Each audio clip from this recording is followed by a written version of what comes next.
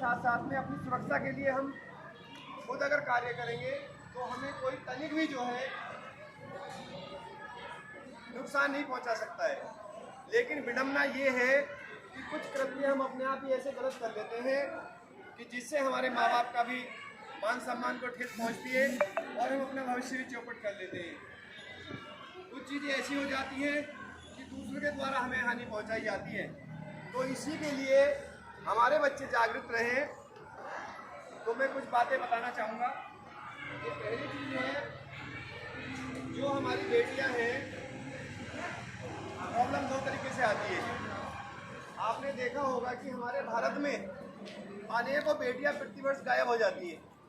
आपने पढ़ा होगा, समाचार के द्वारा सुना होगा, अखबार में पढ़ा होगा, और आज की तारीख में तो सोशल मीडिया में बहुत सारी चीज़ें आती रहती हैं। वो लड़की का पता नहीं, और आपने पढ़े तो कि केस की बेटी को जो है को काट करके बैग में भर करके इतने टुकड़े 30-35 टुकड़े 50 टुकड़े करके दे दिया। तो ये सारी चीज़ें होती क्यों है, घटनाएं घटती क्यों है? कहीं ना कहीं उसमें हमारी जो है लापरवाही होती है या हम खुद उसमें इन्वॉल्व होते हैं। अन्यथा अगर हम अपने आप को सतर्क रखें तो हम सुरक्षित रह सकते हैं। घटनाएं घट जाती हैं, उसके बाद में हम बहुत सारा रोना रोते हैं, कैंडल मार्च निकालते हैं, उसको गाली देते हैं, प्रशासन को कोसते हैं, दुनिया भर को कोसते हैं।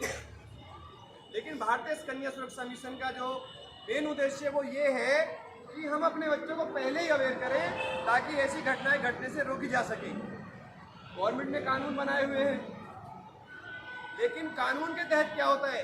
कानून कार्य कब करता है? घटना घटने के बाद करता है कि पहले करता है? बाद में करता है। अब एक बिटिया को जो है उसकी जान किसी ने ले ली, उसको फ्रिज में बंद करके रख दिया मार करके, बाद में उसके टुकड़े करके धोई घर निकाल के इधर उधर फेंक दिए। क्या वो बिटिया जीवित हो सकती है कानून के कार्य करने से? नहीं होगी ना, वो तो चली गई इस संसार से। तो भारतीय कन्या सुरक्षा मिशन चाहता है कि हमारी प्रत्येक बेटी अपने अधिकार, अपने कर्तव्य के प्रति जागरूक रहे और अपने आप को सुरक्षित रखे। इसलिए सर्वप्रथम हमें करना क्या है? अपने अंदर से डर को निकाल के बाहर भगाना है। हम डरते हैं, और जब हम डरते हैं तो उस डर के कारण हम प्रॉब्लम में फंस जाते हैं। फॉर एग्जाम्पल, जैसे आपके साथ कोई ऐसा व्यवहार करता है जो आपको अच्छा नहीं लग रहा है,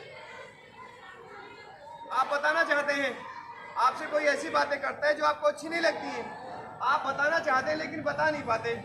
उसका कारण क्या है? कोई स्टूडेंट यहाँ पे आके बताएगा? एनीवन? बताना तो चाहते हैं लेकिन बता नहीं पाते।